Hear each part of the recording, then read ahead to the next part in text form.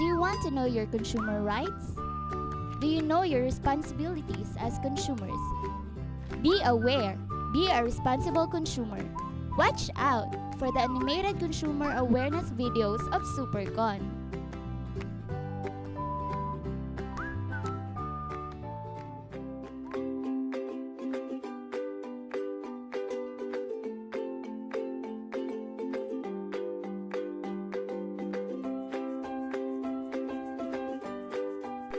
Mga kababayan, ako si Supercon. Ako ang inyong magiging kasama upang malaman at maintindihan ang inyong karapatan bilang consumer.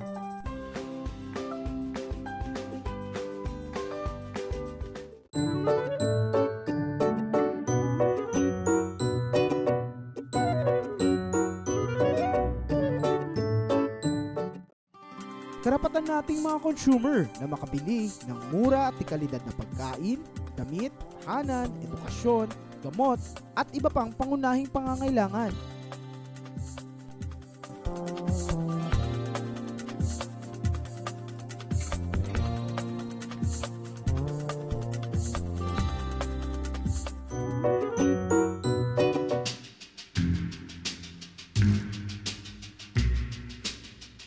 Karapatan din ng mga consumer na maging ligtas sa mga produkto at serbisyo na mapanganib sa kalusugan at kaligtasan ng mga namimili. Palaging tingnan ang tatak ng binibiling produkto nang masiyasat ang expiration date at ang mga babala sa paggamit nito. Hanapin ang product certification marks gaya ng tatak ng Philippine Standard o tatak ng Import Commodity Clearance.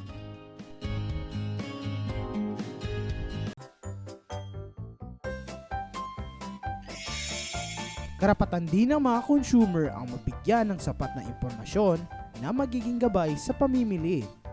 Karapatan maging ligtas sa mga madadaya at nakakalinlang na mga paanunsyo.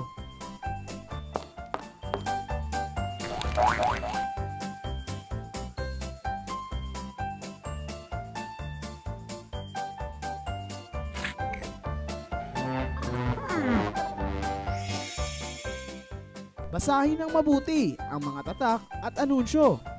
Alamin din ang pangalan at address ng paggawaan. Siyasatin ng mabuti ang mga sangkap at mga nilalaman ng bawat produkto.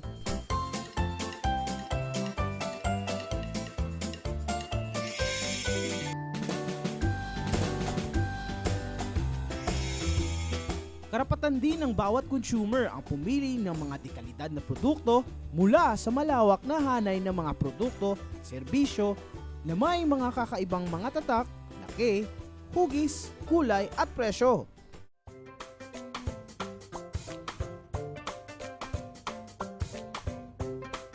Basahin mabuti ang mga tatak ng produkto, alamin ang kaibahan ng generic sa branded na mga produkto.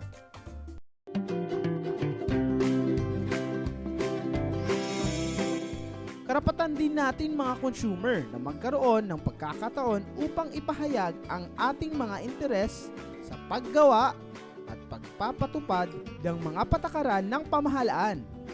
Karapatan nating dumalo sa mga pampublikong pandinig at konsultasyon. Maging mapagmatsyag kung ipapatupad ba ang mga batas ng consumer sa inyong lugar. Magpanukala ng mga patakaran sa mambabatas para lalong mapagtanggol ang mga karapatan natin bilang mamimili.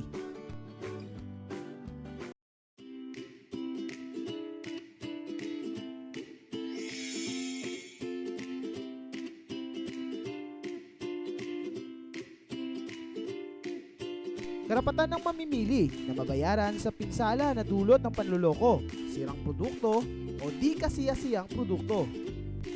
Kung nakabili ka ng sirang produkto o di tayo nasiyahan sa serbisyong natanggap, bumalik tayo sa pamilihan at hanapin ang Consumer Welfare Desk para maiparating ang ating mga reklamo.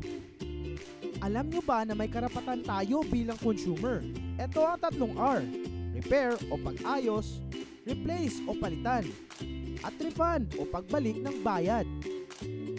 Kung ang tindahan ay hindi tumutugon, isampa mo ang iyong reklamo sa naaangkop na ahensya.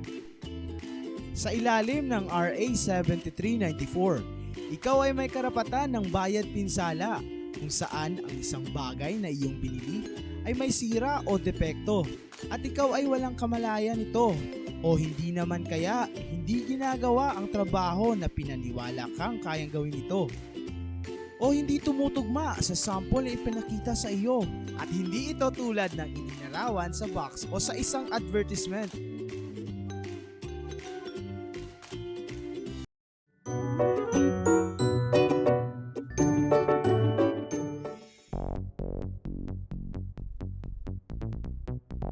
Karapatan ng consumer ang makuha ang tamang kaalaman at kasanayan na kinakailangan upang maging isang matalinong consumer. Magbasa, makinig, manood, makilahok sa mga gawaing edukasyon ng consumer. Hanapin sa TV, radio, dyaryo at internet ang mga issue na may kaugnayan sa consumer.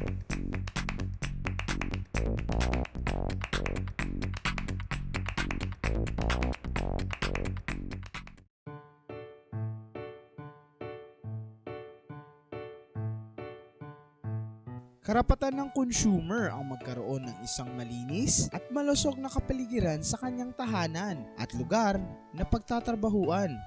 Kapaligiran na kung saan ay hindi delikado o mapanganib. Ugaliin ang 3R upang maproteksyonan ang ating kapaligiran. Reduce o bawasan, reuse o muling gamitin, recycle. Maging mapagbantay sa mga polluters at ang mga naninira ng likas na yaman.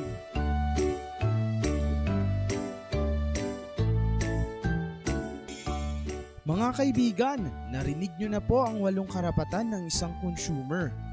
Sana magtulungan tayong maging mapagmasid at mapanuri